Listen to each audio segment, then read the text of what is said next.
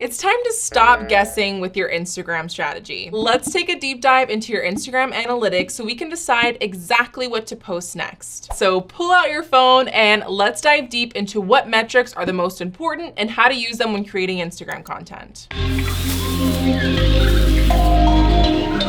So you're gonna tap the three lines in the upper right-hand corner of your Instagram app and tap Insights. This is gonna take you to the home page of your Instagram Insights. And this is available for creator accounts and business accounts. And if you want more information on what account type is best for you, I've linked a video in the description. The first thing you can toggle is the date range that you're looking at. And Instagram recently updated this so you can look up to 90 days worth of your insights. It can be helpful to look at your analytics from the past week to just see how your content's working. But if you look up to 90 days, you can get a holistic view of your strategy over the past quarter if you've ran campaigns or launches. First, let's start with the 4 most important metrics that you probably already are familiar with. Likes, comments, saves, and shares are all metrics that we can look at for content shared to the feed, including Instagram video and Reels. Likes are the ultimate vanity metric. This is a quick indicator that people just liked or resonated with your content. A comment means that your content was thought-provoking and conversational. This means that people took that extra next step to engage or even thank you for a valuable insight that you shared. A share means someone liked your content enough that they wanted other people to see it, like their friends or their community.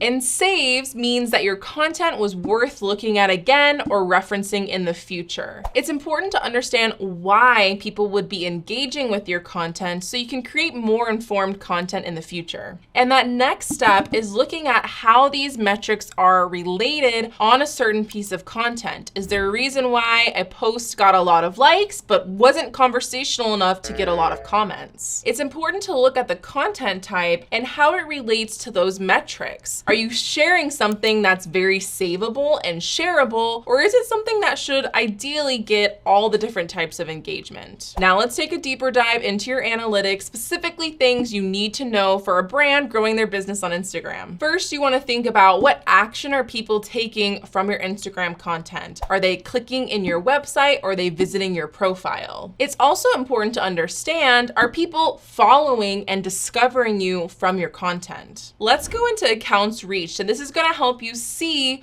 who you're reaching and how you're reaching them. So first you'll see the breakdown of who is your non-followers and then your current followers that you're reaching. And then you're also going to see the breakdown of how that goes into the different types of content you're creating. For example, you can see that a lot of my Reels helps me reach non-followers, but my stories and lives mostly reach my current followers. You're also able to see for the time periods you selected the top content for reach. Under audience, you're able to see your total followers. This is how you're able to track your growth. As you can see, I get a lot of unfollows, and this is a part of the growth game. It's super natural for people that just no longer are a great fit for your brand or never gonna be customers of yours to unfollow you. But also Instagram is constantly cleaning out bot accounts, spam accounts, so it's natural to lose followers.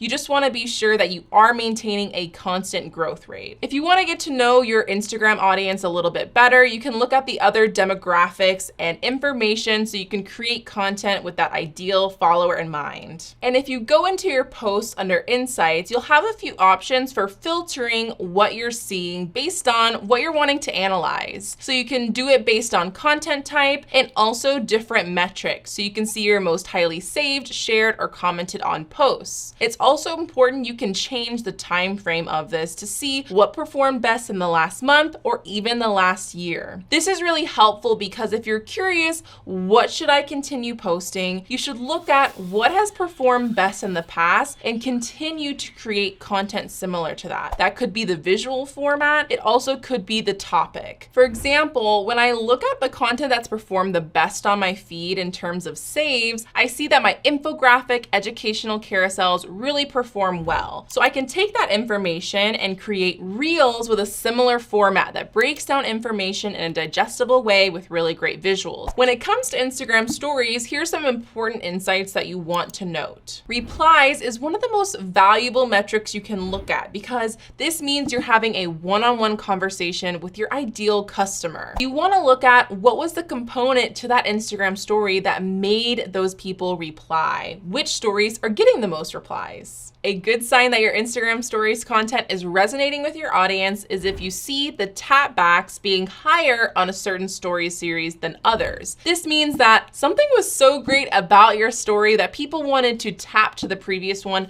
to watch it again. Next story and exited are not as great because this means that there was something about your story that made people completely drop off or stop watching stories entirely. If you struggled with getting your audience engaged with your stories content, it's important to look at how many people that are viewing and interacting with each story, specifically your stickers. Do you post a question sticker that gets absolutely no responses, but on another day, you get a lot of responses? Was it how you worded the question, the time of day that you posted it, or even how many story stickers you posted before that one? This helps you see the patterns in your Instagram stories engagement so you can create informed content for your stories in the future.